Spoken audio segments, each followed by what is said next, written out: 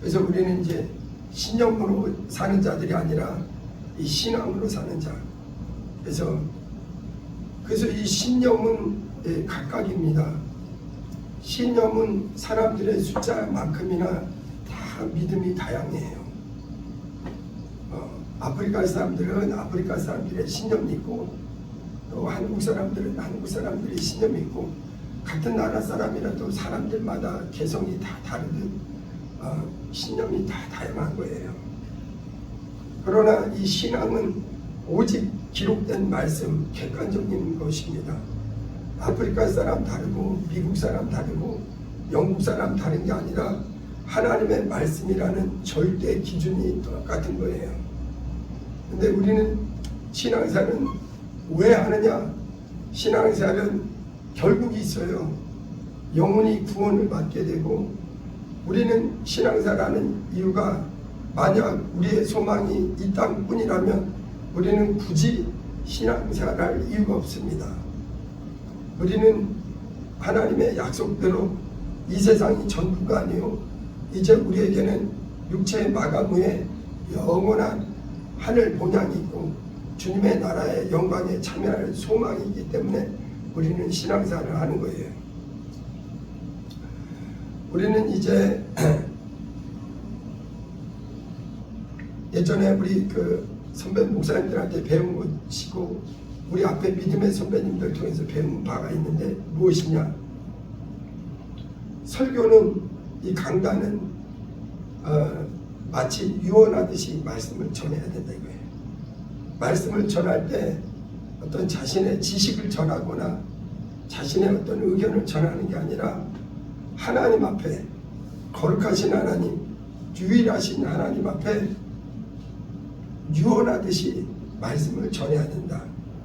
우리가 사람이 마지막에 유언할 때는요, 특별히 이제 자녀나 가족들한테 위하는 말을 하죠. 유언할 때는 그 사람이 가지고 있는 최고의 진실을 말하는 거예요. 그러니까 강단에서 설교자는 가장 진실을, 가장 소중한 것을, 그 사람이 알고 있고 믿고 있는 최고의 것을 전하는 거예요. 특별히 오늘날 사람들은요, 우리가 살아오면서 경험하는 게 뭐냐면 너무나 많은 거짓이 많은 곳이 세상이에요. 그러다 보니까 진실이 많이 사라졌어요. 그런데 이제 교회 설교 시간은 유언하듯이 그냥 가장 진실을 말하라 이게, 가장 확실한 진실을 말하라 이게. 그리고 또 하나 뭐냐면은 우리가 세상 법정에도 드라마나 이런 걸 보면 나오잖아요. 법정에 가서 증언을 하잖아요.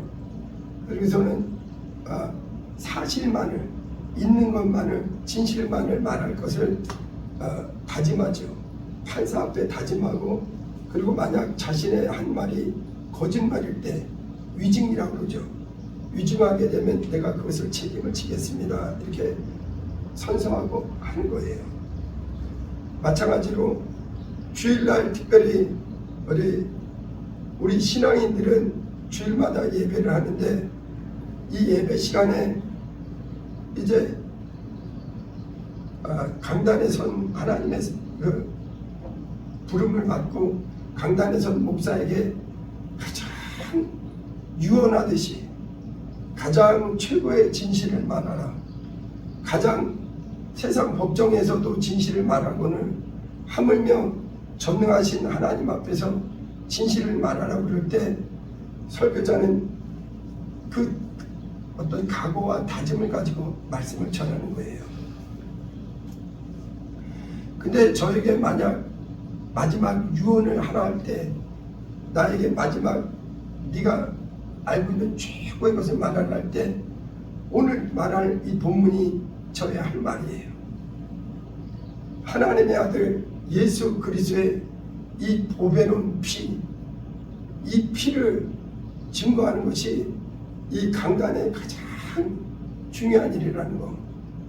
하나님은 우리를 사랑하셔서 인류가 아담 이후에 마귀에게 속아 범죄한 이후에 인간의 육체가 죽은 게 아니라 영이 죽어버렸다고요.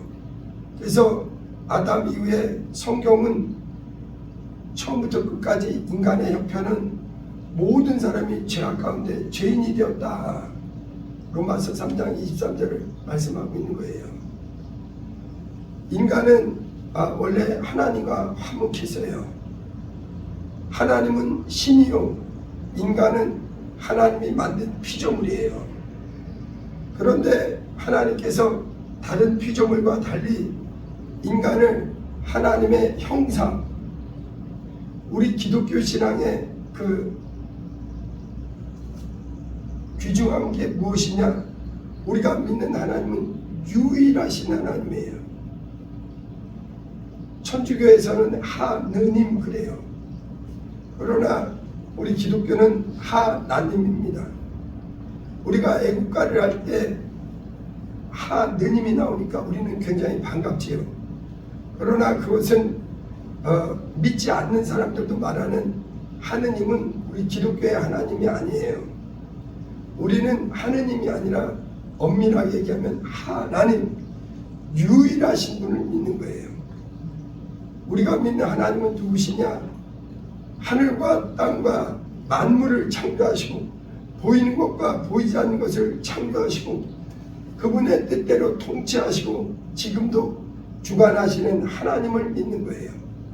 그래서 우리 기독교는 유일하신 하나님, 그분만이 창조자요, 나머지는 다 하나님이 만드신 피조물이라는 거. 그렇기 때문에 하나님이 싫어하는 게 무엇이냐? 하나님 외에 다른 것을 섬기는 것은 다 우상을 섬기는 것이다. 피조물을 섬기는 거예요. 그래서 우리 기독교의 믿음은 무엇이냐? 우리는 유일하신 하나님, 전능하신 하나님, 천지만물과 사람을 지으신 모든 것의 주인 되시는 하나님을 알고 믿는 거예요. 그런데 우리 하나님의 유일하심의 강력한 특징이 무엇이냐? 우리 하나님은 그 아들을, 그 하나님에게는, 우리가 믿는 하나님은 아들이 있고 하나님은 형상이 있다. 이것이 유일하심의 특징이에요. 우리는 신앙생활을 다시 얘기합니다. 우리 신앙생활은 임의로 하는 게 아니에요. 과거에 우리가 하나님을 모르고 세상 속에서 모든 사람들은 각각의 사람들은 자기 신념으로 살고 있어요. 각각의 신념에는 아무 약속이 없습니다.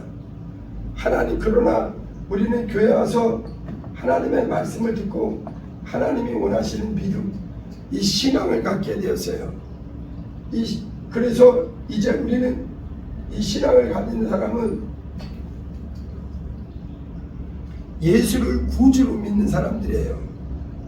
이 신앙은요, 사람들마다 다르지 않아요.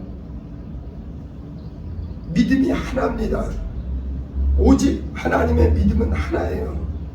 그래서 우리는 이 하나님의 말씀을 기준으로 신앙생활하는 거예요. 우리 하나님이 우리가 믿는 것은 무엇이냐? 우리가 믿는 하나님은 유일하신 하나님이다. 자존하시는 하나님이다. 우리는 하나님을 믿는 거예요. 근데 많은 사람들이 이 교회 다니면서 신앙생활하면서도 이 막연하게 신앙생활하고, 우리가 수박 겉핥기라는 말이 있죠. 그러니까 수박 겉핥듯이 형식적인 신앙생활하는 사람, 종교생활하는 사람이 의외로 많아요. 그러면 큰일 납니다. 우리는 신앙생활을 내 마음대로 내 뜻대로 하는 것이 아니라 하나님의 말씀대로, 하나님의 원하시는 대로 하나님을 기쁘시게 하는 신앙생활을 해야 그 약속이 있다는 것. 자, 보세요. 우리가 믿는 하나님은 유일하시다. 우리가 믿는 하나님은 유일하신 하나님이에요. 하나님 외에는 나머지는 다 피조물입니다. 그래서 하나님 외에 다른 것을 믿는 사람들이 있습니다. 그거는 우상을 섬기는 거예요. 종교를 믿는 사람들이 있습니다. 그거는 하나님과 상관없는 거예요. 우리가 믿는 하나님은 유일하신 하나님, 참 하나님, 그 하나님을 알고 믿고 우리가 얼마큼 믿느냐, 나에게 가장 소중한 내 목숨, 내 전재산, 내 모든 생명까지도 바쳐서 믿고 의지할 분은 하나님이시라는 걸 알고 믿는 겁니다. 근데 무엇이 유일하냐? 우리 하나님은 신 중에 신인데 그분만이 참 신이에요. 그분만이 창조자입니다. 나머지 세상에 많은 신들이 있지만 그것은 하나님이 창조한 피조물이요. 그리고 그 중에서도 타락한 영적 존재들이에요. 그래서 하나님 외에 다른 신을 섬기는 건 우상을 섬기는 거예요. 근데 우리 하나님이 무엇이 유일하시느냐? 우리 하나님에게는 하나님이 형상이 있다 이거예요. 우리 하나님에게는 형상이 있어요. 그분이 누구시냐? 이 땅에 인자로 오신 예수십니다. 예수. 그래서 원래 인간도 사람들은 인간이 먼저 있고 예수님이 나중인 줄 아는데 그렇지 않고 하나님께서 그 아들의 형상, 하나님의 형상, 예수는 하나님 아버지의 형상이세요. 어떤 종교에도 다른 신들은 그 신의 참 형상이 없습니다. 그래서 우상이에요. 그래서 사람들은 나무나 또 쇠붙이나 아니면 돌이라도 깎아서 자신들이 믿는 신이라고 그 신을 생각하고 섬기나, 그것은 어리석은 거예요. 하나님만이 참 신이요, 하나님만이 참 형상을 가지고 계시다. 이것이 유일하신 하나님이에요. 우리가 믿는 유일하신 하나님이에요. 우리 하나님은 그 아들이 형상을 가지고 있고, 그래서 하나님은 하나님의 형상의 모양대로 누구를 만들었느냐? 사람을 만들었다 이거예요. 하나님이 인간은 하나님의 형상의 모양대로 지어진 유일한 이 땅에 있는 피조물 중에 독보적인 피조물이에요. 동물이나 어떤 것도 하나님의 형상을 닮아서 지어지지 않았습니다.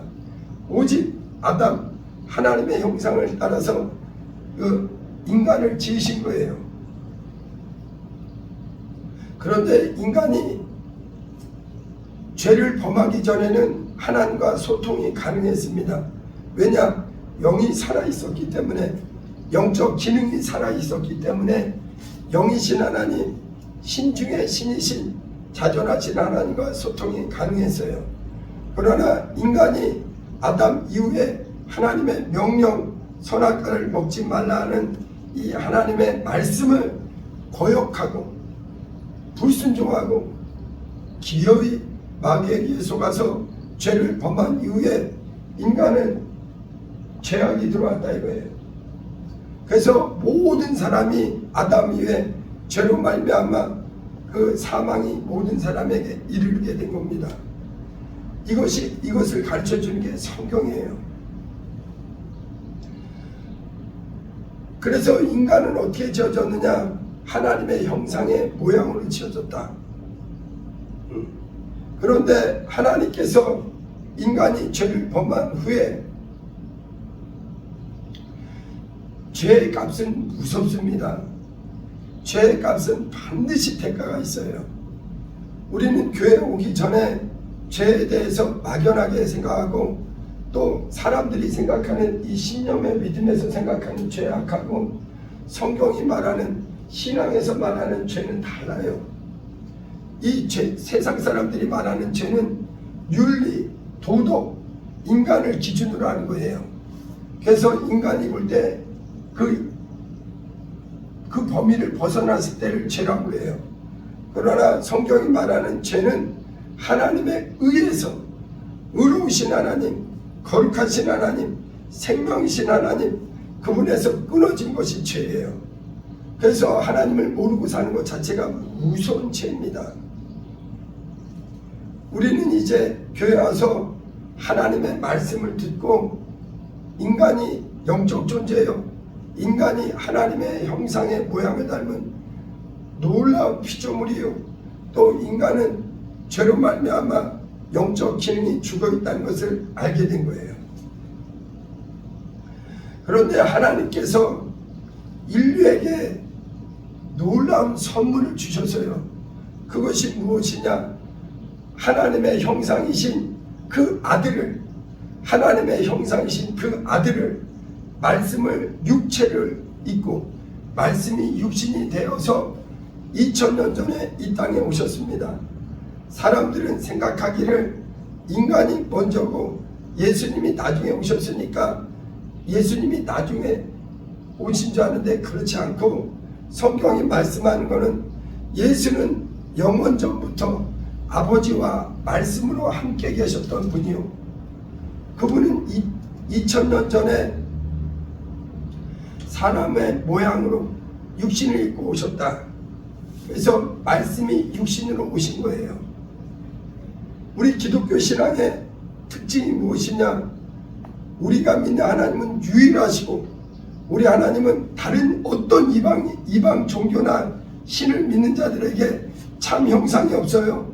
그러나 우리에게는 그 아들 참 형상이신 그분이 완전히 사람들을 볼 수 있는 육체를 입고 나타나셨다. 그는 하나님의 본체의 형상, 완전히 사람으로 나타나셨다. 그래서 우리 기독교의 믿음은 무엇이냐? 예수께서 육체를 입고 오셨다는 것을 확실히 알고 믿는 거예요.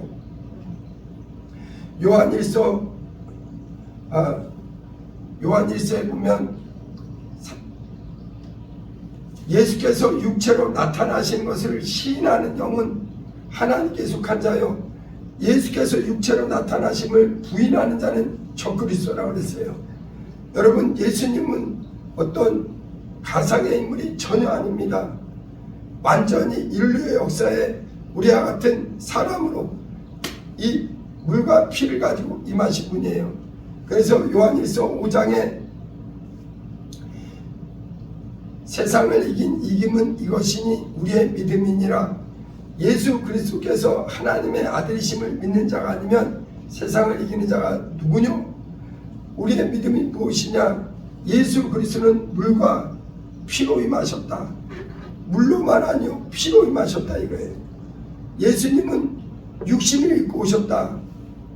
이 하나님의 본체의 형상이신 예수님이 2000년 전에, 그렇지만 착각하지 말아야 되는 게 무엇이냐?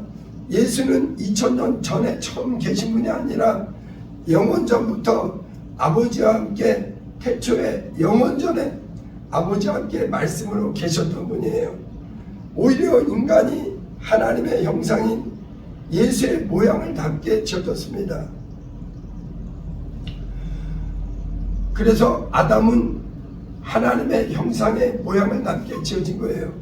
그런데 인간이 죄를 범한 후에 하나님과 끊어졌어요.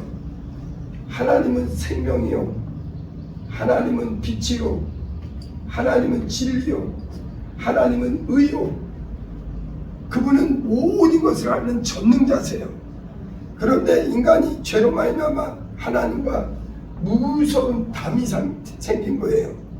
그래서 절대 하나님께 나갈 수 없습니다.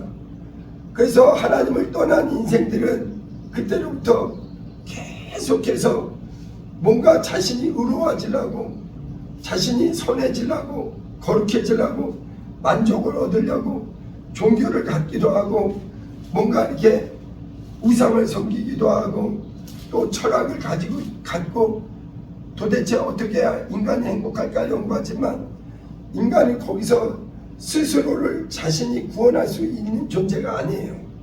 스스로 생명의 빛 가운데 의 안에, 진리 안에 나올 수가 없어요.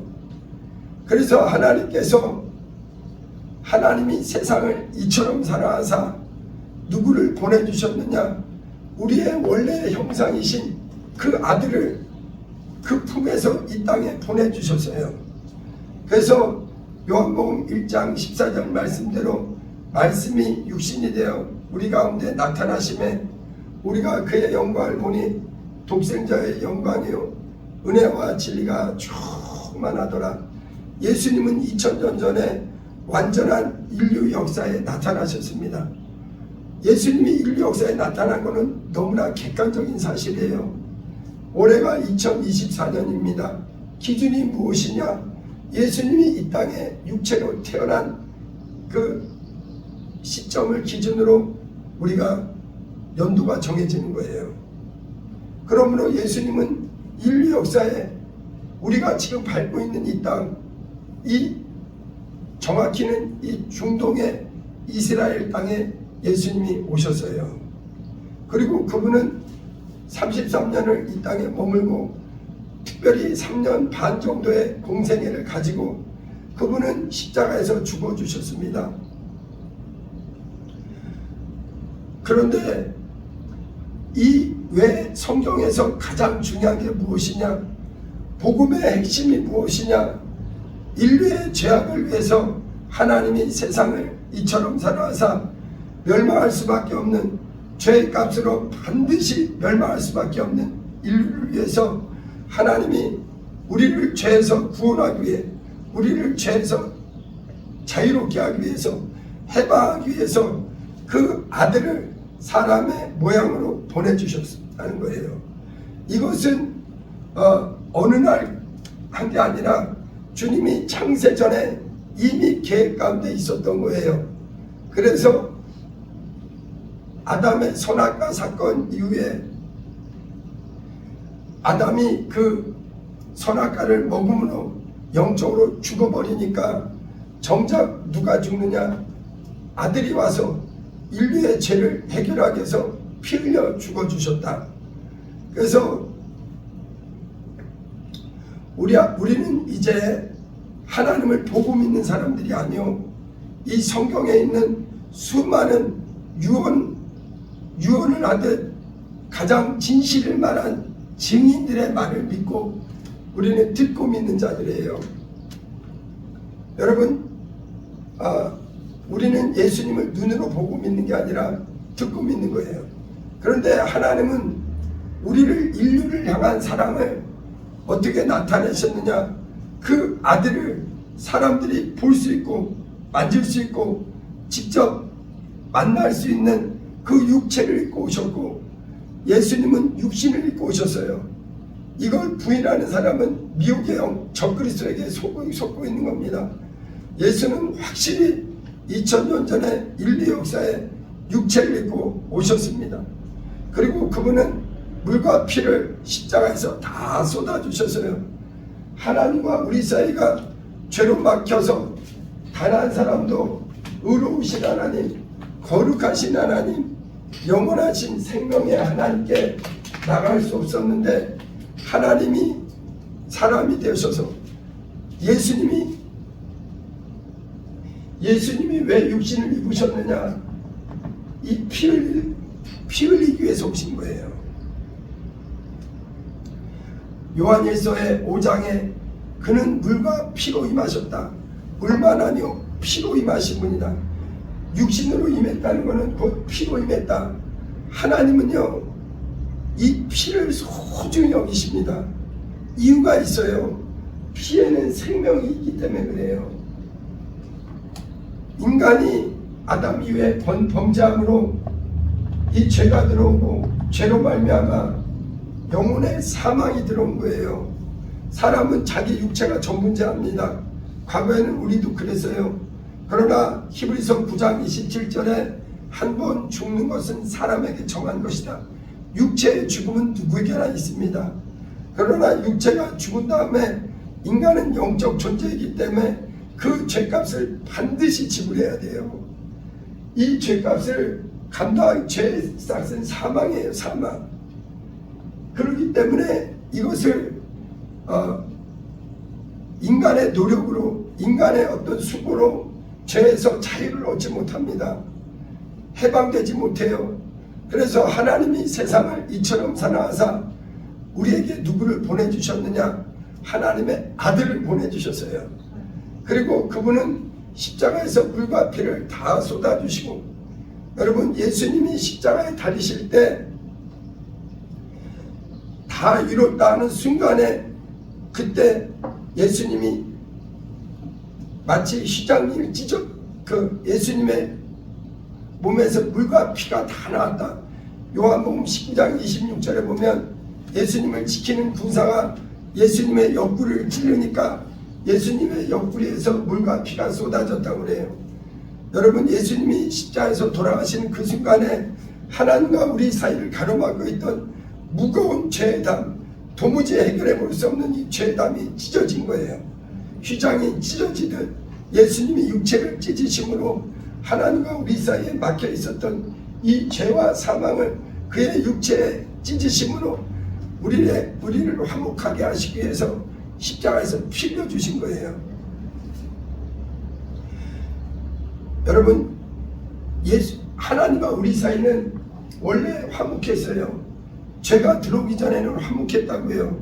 그러나 죄가 들어오는 이후에는 인간은 하나님을 떠나서 마귀의 종으로, 죄의 종으로 영적 기능이 죽은 채로 영감이 없어서 그냥 신이 아닌 엉뚱한 것을 섬기고 우상을 섬기고, 그래 자신의 정욕을 따라서 육신의 정욕, 안목의 정욕으로 이 땅이 전부인 줄 알고 살아가는 거예요. 그러나 이제 우리는 하나님의 믿음은 무엇이냐? 누구든지 회개하고 예수 그리스도를 믿는 자에게는 영생이 있다는 거. 근데 하나님이 우리에게 말로가 아니라 우리를 향한 진실, 하나님의 진실, 가장 우리를 사랑하는 절정, 그것이 보여준 게 뭐냐? 하나님의 아들이 피 흘려주신 거예요. 여러분, 피에만 생명이 있다는 것이 성경의 말씀입니다. 레위기 17장 21절 말씀에 육체의 생명은 피에 있습니다. 피를 이 단에 뿌려서 피로 말미암아 인간의 죄가 해결이 된다 이거예요. 아담 이후에 인류는 멸망을 향해서 질주하고 있는 거예요. 많은 사람들은 문화가 발전하고 문명이 발전하고 또 지식이 늘어나고 사회가 좋아지니까 자신의 영혼의 사정을 전혀 무관심합니다. 그러나 인간은 이 육체만 있는 존재가 아니라 영적 존재예요. 육으로만 살아서는 망하는 영적 존재입니다. 우리는 이 눈에 보이지 않는 사람 안에는 하나님의 생기로 지어진 영혼이 있어요. 사람이 죽는 순간을 보면 그게 확실히 드러납니다. 사람이 가끔 가다가 우리 교통사고 영상 같은 거 보면요, 사람이 교통사고를 당하면요, 아주 교통사고를 크게 당해서 한동안 그 의식을 잃었다가 깨어난 사람들이 더러 있어요. 그 사람들이 말한다는 거예요. 자기는 그 부딪히는 순간에 딱 소리가 나면서 의식을 잃었다 이거예요. 그러니까 그냥 전혀 생각 못했다 이거예요. 근데 사람은요, 죽는 순간에 무슨 차이가 있느냐? 이 육체 안에 사람은 이 겉사람만 아니라 속사람이 있어요. 영혼이 있습니다. 하나님이 우리를 왜 그 아들을 보내주셨느냐? 인간이 육체를 살리기 위해서 전에 우리 영혼이 죄로 말미암아 마귀와 함께 멸망에 들어갈 수밖에 없는 이 현실이에요. 여러분, 사람이 죽는 순간을 보면 그 육체에서 무엇이 빠져나가느냐? 영혼이 떠나가는 거예요. 야고보서가 얘기하죠. 영혼 없는 몸은 죽은 것이요, 사람 몸에서 영혼이 떠나가면 죽는 거예요. 누가복음 12장에도 하나님 예수님께서 어리석은 부자에 대해서 말씀하잖아요. 오늘 밤에 내 영혼을 내가 취하면 네가 준비한 것이 무엇이 되겠느냐? 아담 이후에 인간은 범죄한 이후에 영적 기능을 잃어버렸어요. 그래서 오직 육체가 전부인 줄 알고 보이는 것, 육신의 정욕, 안목의 정욕, 이생의 자랑, 이것이 전부인 줄 착각하고 멸망으로 살아가고 있는 게 인간의 현실입니다. 안타까운 현실이에요. 그러나 하나님은 인류가 멸망하기 전에 한 사람이라도 멸망치 않도록 그 아들을 보내셔서 아들을 십자가에 못 박혀 죽으시고, 구약의 이스라엘 사람들이 애굽에서 나왔을 때 처음에 애굽에서 나올 때는 할렐루야 좋아했습니다. 그러나 광야 생활을 하면서 사람들이 원망, 불평, 짜증내기 시작했어요. 왜냐하면 하나님은 눈에 보이지 않고 너무나 광야의 환경은 너무 열악하니까 그때 하나님께서 불평하는 자들을 하나님이 보호하지 않으니까 노뱀에 물려서 전갈과 불뱀에 물려서 사람들이 죽어가게 됐습니다. 그때 하나님께서 모세에게 말한 거예요. 나무에 노뱀을 달아라. 그리고 그것을 쳐다보는 자마다 그것을 바라보는 자마다 나을 것이다. 살려주신다 약속해 주셨습니다. 그런데 그 중에서도 어떤 사람은 그걸 무시했어요. 그까지 그걸 쳐다본다고 살겠느냐. 그런데 오늘도 마찬가지입니다. 요한복음 3장 16절에 구약시대에는 나무에 달린 자를 그 뱀을 달린 것을 보는 자마다 하나님이 실제 육체를 고쳐주시고 살아나게 한 것처럼 이제 하나님이 세상을 이처럼 사랑하사 독생자를 주셔서 누구든지 예수를 믿는 자마다 멸망치 않고 영생을 얻게 하셨다. 근데 우리는 무엇을 믿느냐? 하나님이 그 아들이 육체를 입고 오셨고 그분은 무엇을 하셨느냐? 피 흘리셨고 그 피가 나한테 무슨 의미가 있느냐? 나의 죄와 사망과 저주를 끝내는 하나님의 아들의 피다 이거예요. 의로우신 하나님에게서 오신 인류의 죄값을 위해서 흘리신 보혈이다 이거예요. 그래서 지금은 예수 그리스도의 십자가 사건 이후에는 하나님과 우리 사이에 막혔던 죄의 담을 그분의 십자가의 피로 찢어버리셨어요. 그리고 주님이 새롭고 산 길을 열어주셨습니다. 그래서 누구든지 이 사실을 어떻게 받아들이냐? 오직 듣고 믿음으로 받아들이는 거예요. 하나님이 이 세상을 이처럼 사랑하사 독생자를 주셨다. 여러분, 이 사랑은 가장 진실한 것입니다. 하나님의 사랑은 진실한 거예요. 여러분, 우리 사람의 사랑 중에 가장 변함이 없는 게 어머니, 부모의 사랑이에요. 어떤 미운 자식도 내가 낳은 자식을 부모는 일방적으로 사랑합니다. 그런데 그 사랑하고 비교가 안 되는 것이 하나님이 우리를 사랑하는 그 사랑이에요. 하나님의 사랑은 1.1핵도 변함없어요. 그런데 하나님이 우리를 얼마나 확실하게 사랑하셨느냐. 그 아들을 육체를 입고 보내주셔서 육체로 오신 예수님은 무엇 하셨느냐? 피 흘려주셨어요. 나무에 달려 십자가에 피 흘리셔서 나무에 달려서 우리의 죄악 때문에 물과 피를 쏟아주셨습니다. 그래서 우리는 무엇을 믿느냐? 예수께서 나의 죄를 위해서 피 흘려주셨다.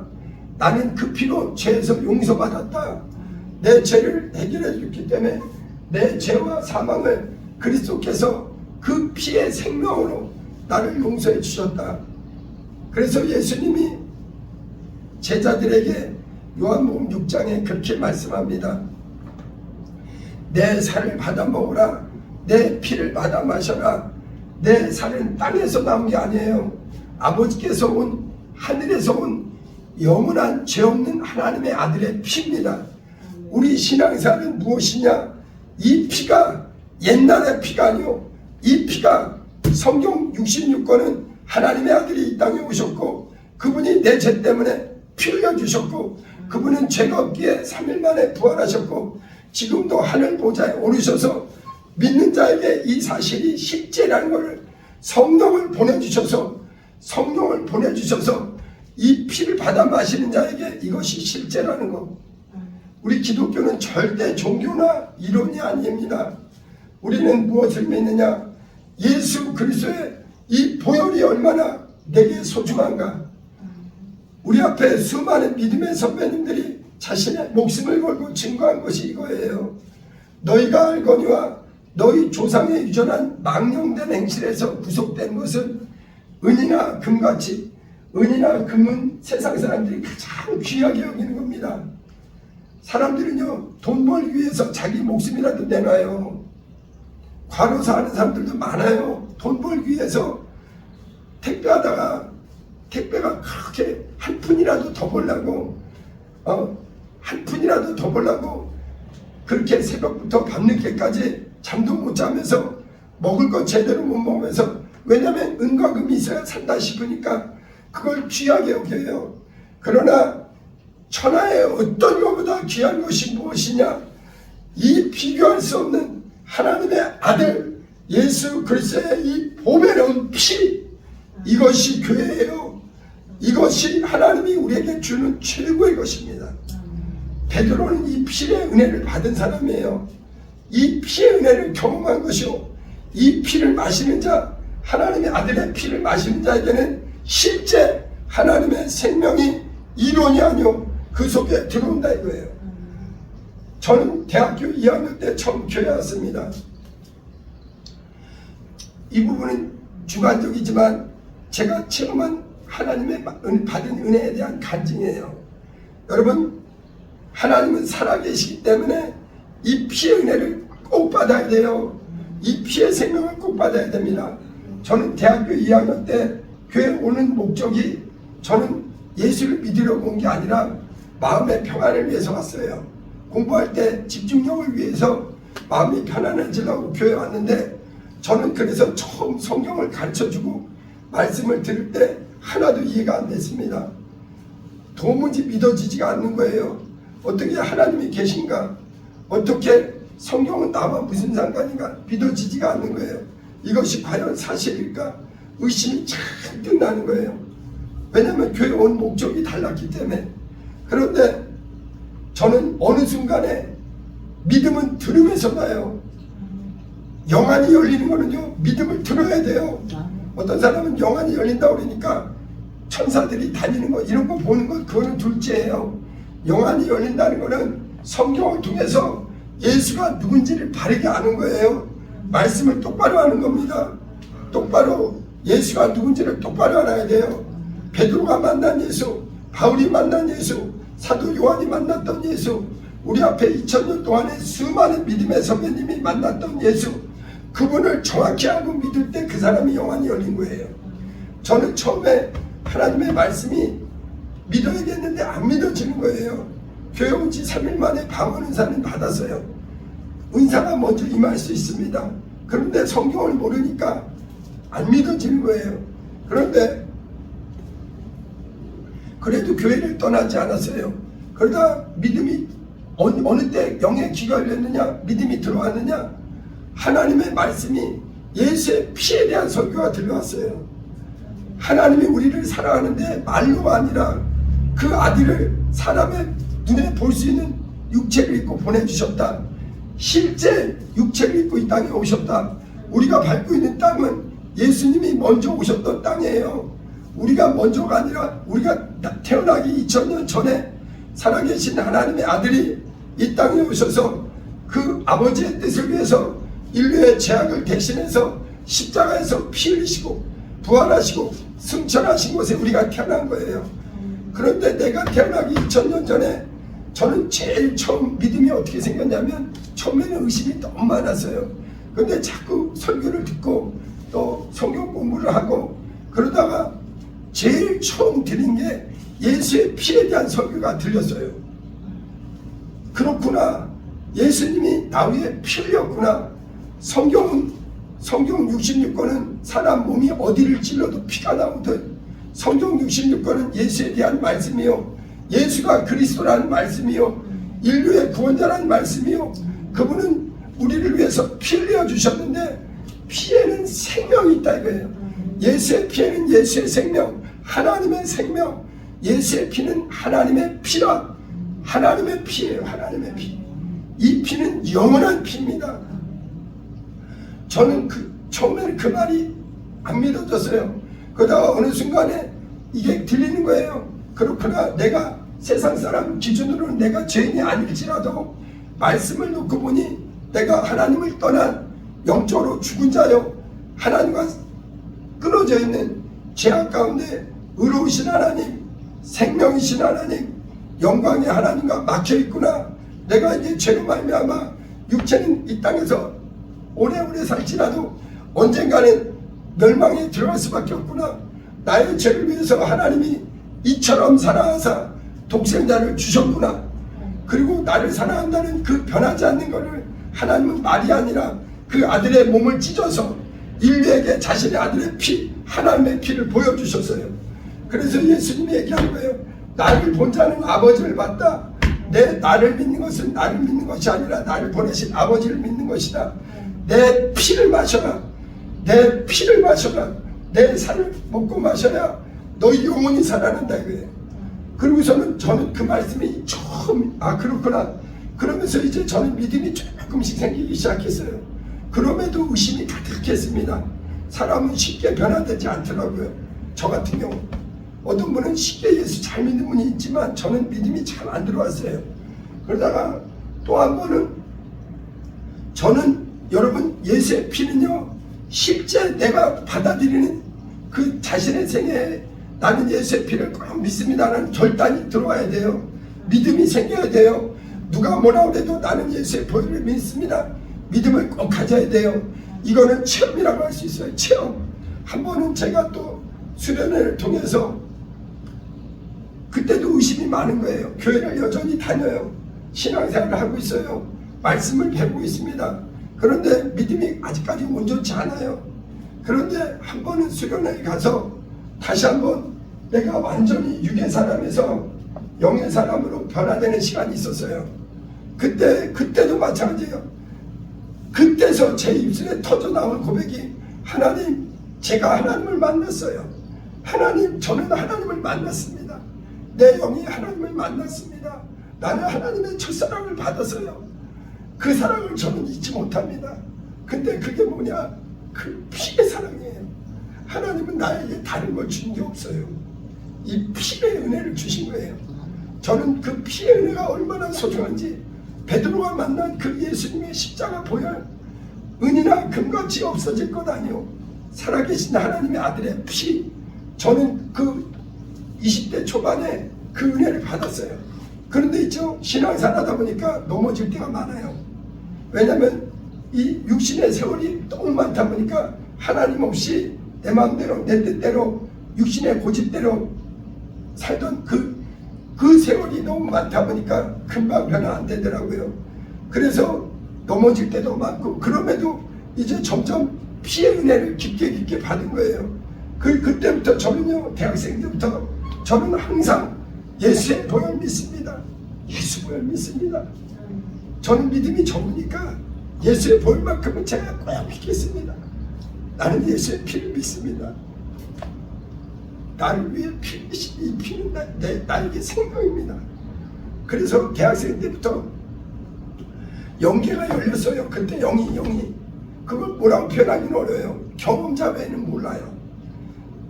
은혜의 자리에서 깊게 회개하면서 영의 세계가 열리는 거예요.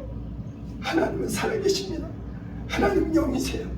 그분을 만나는 건 사람의 방법으로 못 만나요. 여러분, 어떤 사람은 교회를 수십 년 다니면서도 하나님을 만나고 싶어 하는데 다른 방법으로 못 만나요. 예수의 피의 은혜를 받아야 돼요. 아멘. 예수의 피의 생명을 받아야 아멘. 됩니다. 이거는 이론이 아니에요. 우리 엄마가 나를 낳아줄 때 이론으로 교과서로 낳은 게 아니에요. 피를 쏟아 낳으셨어요. 우리 하나님은 우리를 하나님의 자녀 삼으실 때 한 사람 한 사람 멸망할 수밖에 없는 죄인들을 하나님의 말씀을 전하는 사람들을 통해서 말씀을 듣게 하고, 이 피가 믿어져야 돼요. 이 피가 내 영혼을 살리는 피라는 거, 이 피만이 내 영혼의 참 생명이구나, 영생하는 음료라는 말이 이해가 됩니다. 저는 그래서 있죠, 예수의 피를 믿고 나서는요, 육체는 목이 마르지만 내 영혼은 목마르지 않아요. 예수님이 그 사마리아 여인에게 얘기합니다. 내가 주는 물을 마시는 자는 다시 목마르지 않는다.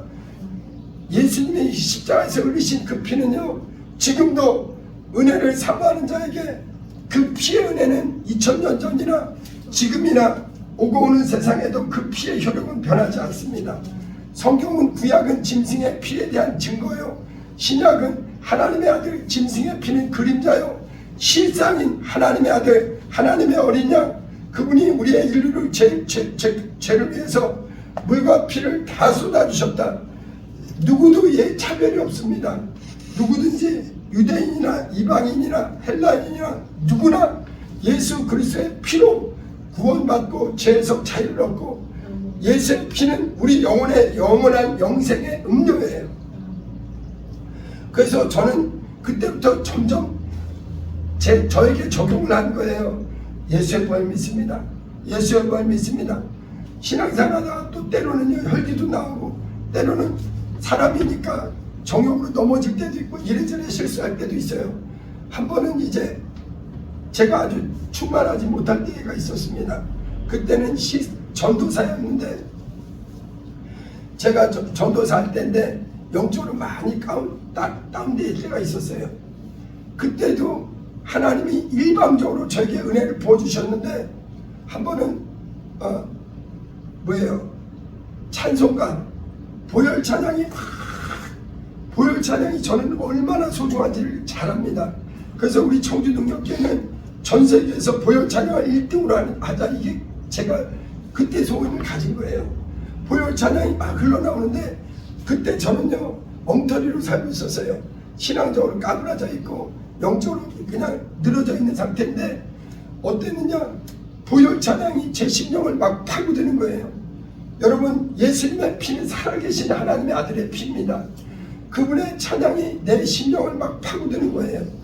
먹보다도 더 검은 이 가사가 제 심령을 막 파고드는데 저는 그때 막 자지러졌어요. 왜냐하면 이 먹보다도 이 시커먼 이 추하고 더러운, 여러분 다른 사람은 속여도 하나님은 못 속인단 말이에요.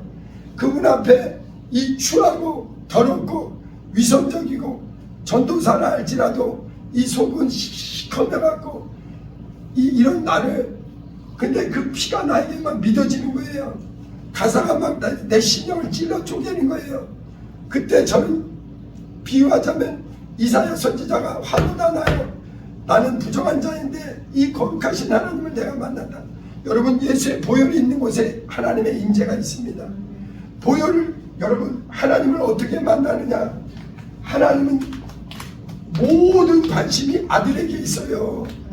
성경은 아벨의 피로부터 모든 피는 결국 누구에게 귀결되느냐, 하나님의 모든 관심, 의로우신 하나님, 하나님의 모든 사랑, 모든 축복 예수의 아들에게 있고, 특별히 하나님은 아들의 피에 관심이 있습니다.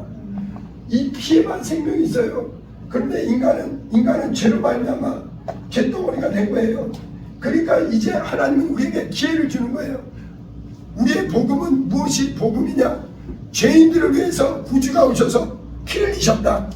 보혈의 복음, 피의 복음, 의로우신 하나님이 의로우신 아들을 이 땅에 보내주셔서 우리의 죄를 덮어주기 위해서, 죄와 사망을 해결하기 위해서 하나님의 죄 없는 아들이 피를 흘려주셨고, 누구든지 이 피를, 하나님이 아들의 피에 관심이 있듯 이 피에 관심을 갖고 예수의 보혈을 믿는 자를 의롭다는 거예요. 여러분, 인간은 행위로 의롭게 될 자가 없습니다. 아무리 훌륭한 사람이라도 사람들 가운데는 훌륭하지만 하나님 보실 때는 의인은 한 사람도 없어요. 오직 그리스도 예수의 보배로운 피를 받아들여라 이거예요. 그래서 하늘나라에 누가 들어가느냐? 하늘나라에는 이 피의 문을 들어온 사람, 이 피의 길을 가는 사람, 이 피의 은혜 안에 들어온 사람, 이 새롭고 산 길, 영의 눈이 열리고, 여러분, 영의 눈이 열릴 때 예수의 피가 얼마나 소중한지가 알게 돼요. 성경에서 제일 중요한 게 무엇이냐? 천하 영광이 아니라 하나님의 아들, 그분이 우리의 죄를 위해 피 흘리신 이 피. 그래서 베드로도 너희가 알거냐, 이 피는 보배로운 피다 이거예요. 흠없고 점없는 어린 양 같은 그리스도의 보배로운 피. 이 피의 문이 열려 있는 거예요. 이 길은 많은 사람들이 찾지 않습니다. 여전히 육에 속한 사람, 정욕대로 살기를 원하는 사람은 예수를 그냥, 예수의 죽음과 나와 무슨 상관이 있느냐, 나는 내 방식대로 살리라, 신념으로 사는 사람 많아요. 그러나 하나님은 그 피를 찾으십니다. 지금도 그 피 안에 있는 생명을 가지고 예수의 피를 가진 자를, 이 피의 은혜를 받는 사람을, 이는 내 사랑하는 아들이다, 내 아들의 피로 산 자다. 그래서 교회는 예수의 피 없이는 안 되는 거예요. 사도행전 20장 28절에 하나님이 자기 피로 사신 교회라고 그랬어요. 아들의 피가 곧 하나님의 피예요. 이 피로 우리는 원래 교회는 모일 때마다 성찬을 합니다. 매주. 왜냐? 예수께서 나 위에 피 흘리셨다. 여러분, 피가 없는 곳에는 하나님의 임재가 없습니다. 피가 없는 곳에는 생명이 없어요. 피가 없는 예배, 피가 없는 기도, 피가 없는 봉사, 피가 없는 어떤 것도 사망에는 하나님 관심이 없어요. 그래서 우리 청주능력교회는 어떤 곳이냐? 기도를 해도 예수의 피를 의지하고 기도하는 거예요. 우리는 신앙생활 할 때 넘어질 때도 많습니다. 그러나 제가 담대한 게 뭐냐면, 나는 예수의 피 은혜 안에 사는 자다. 나는 천국에 들어갈 때까지 내가 넘어질지라도 7번 넘어져도 8번 일어나는 것이 의인이다. 나는 예수의 피를 힘입어. 나는 죄 많은 허물 많은 자이나 하나님이 그 피로 나를 용서해 주셨고, 그 피가 있다는 걸 내가 어떻게 아느냐?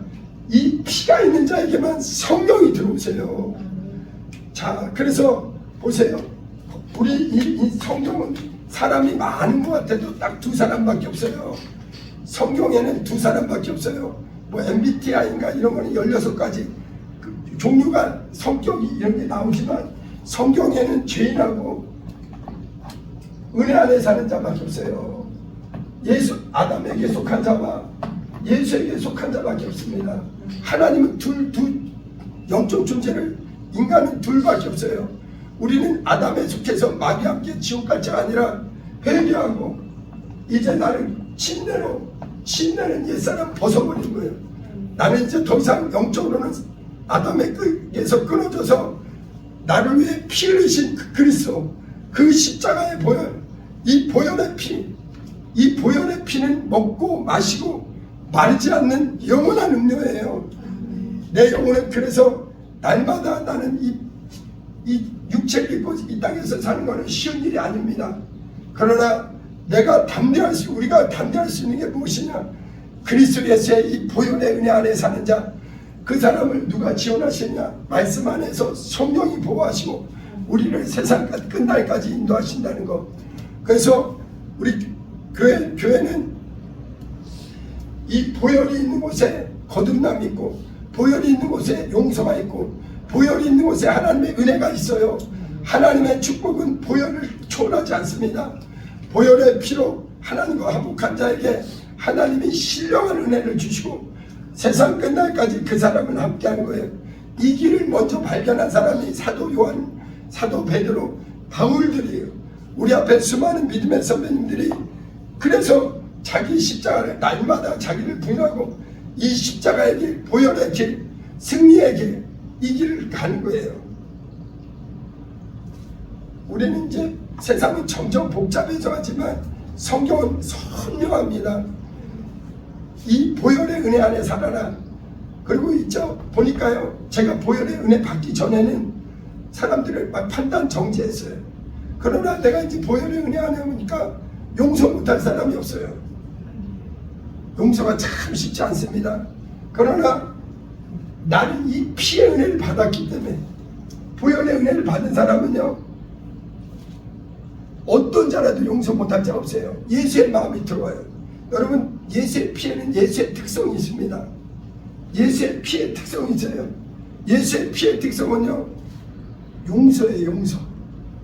그래서 예수의 피를 먹고 마시는 자는 주님처럼 긍휼히 여기고 용서하고, 자기를 찌르는 자들도 끝까지 예수님은 용서해 주시는 거예요. 긍휼히 여기는 거예요.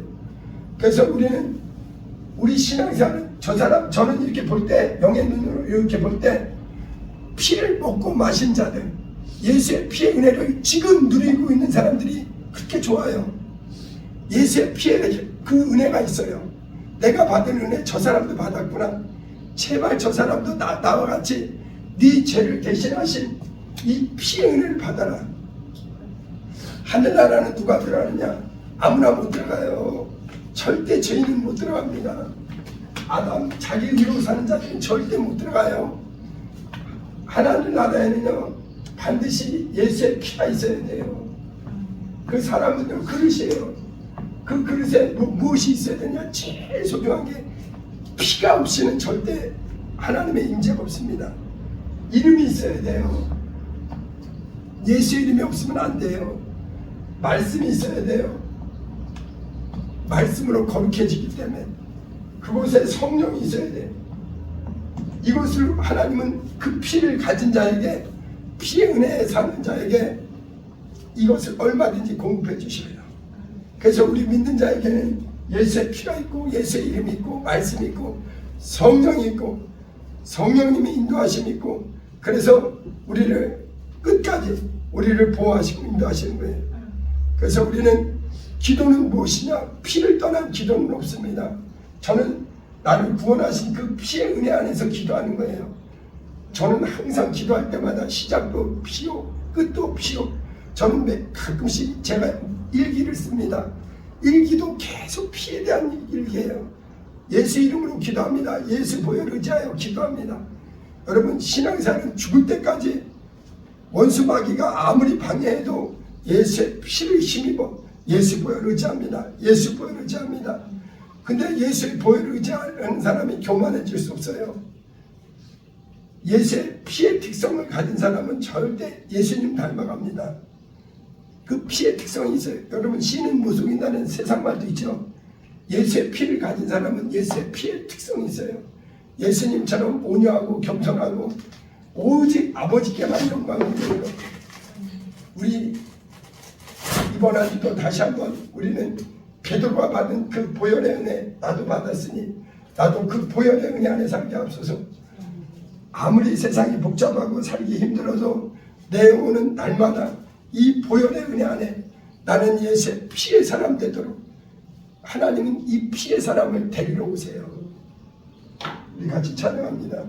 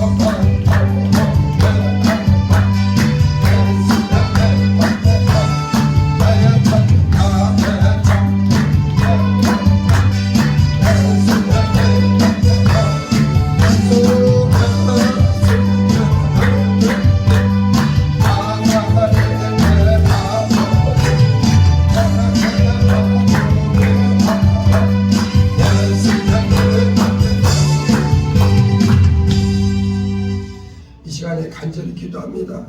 예수님을 가장 깊게 만났던 베드로의 고백이 우리 고백이 되도록, 너희가 알거니와 너희 조상의 유전한 망령된 행실에서 구속된 것은 은이나 금같이 없어질 것으로 한 것이 아니오 오직 금없고 점없는 어린 양 같은 그리스도의 보배로운 피로 한 것입니다. 이 영적 세계에서 예수님의 피는 옛날 피가 아니에요. 오늘 내 오늘 살리신 그 피, 나는 이 피의 은혜에 살아, 이 피에 젖은 사람, 이 피가 우리 가정을 살리는 피요, 영원한 보혈이요, 우리 가정과 내 이웃을 살리고 수많은 영혼들을 살리는 이 보혈의 사람 되게 해달라고. 나는 기도를 해도 이 보혈을 의지하고, 찬송을 해도 보혈을 의지하고, 늘 예배를 해도 나를 구원하신 그 보혈을 힘입어 살게 해달라고. 주여 보혈의 생명으로 살게 해달라고. 우리 두 번 부르고 기도합니다. 주여 주여.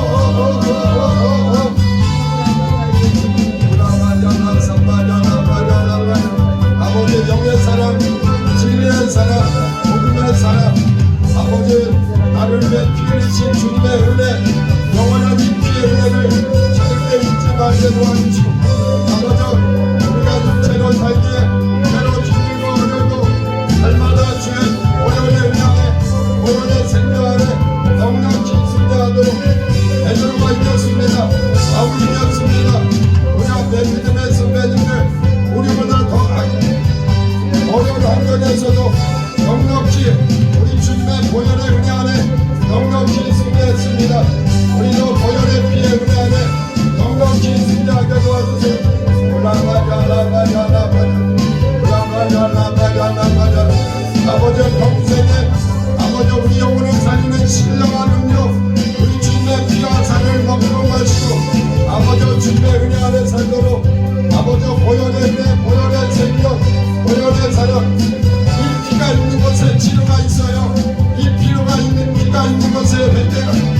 성령이 역사하십니다. 살아계신 아버지, 우리 주님은 보혈을 초월하지 않으시니 날마다 보혈을 힘입어 날마다 은혜 안에 복음 안에 넉넉히 승리하도록 사단 마귀에게 속지 않게 도와주세요.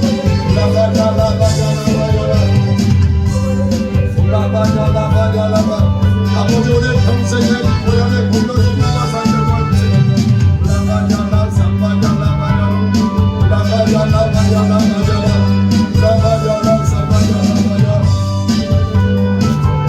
아버지, 주님만 의지합니다. 우리 주님만 의지합니다. 우리 주님만 의지합니다.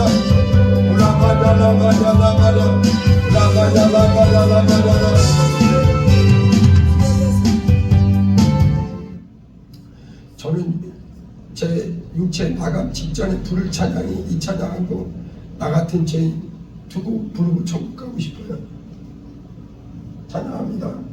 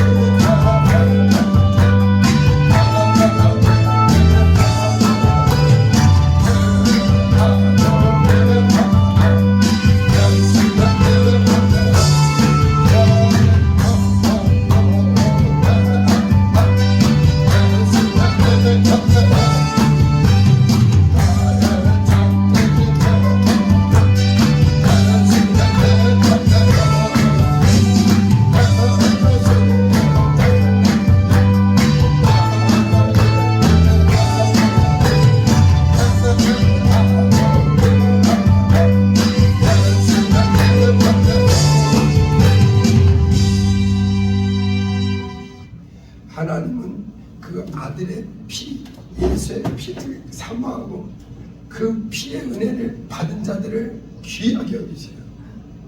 천지간에 하나님을 만나는 방법은 다른 비결이 없습니다. 이 보혈의 은혜를 받아야 돼요.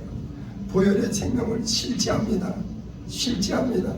마귀는 이 보혈의 은혜를 못 받도록, 보혈의 생명을 못 받도록 그렇게 유혹하지만 이 피의 생명이 왕성한 게 성경이에요. 마무리합니다.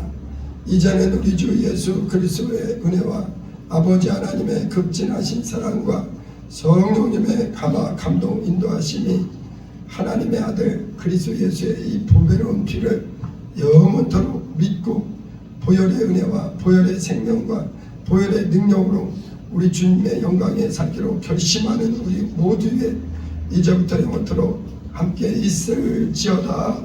아멘.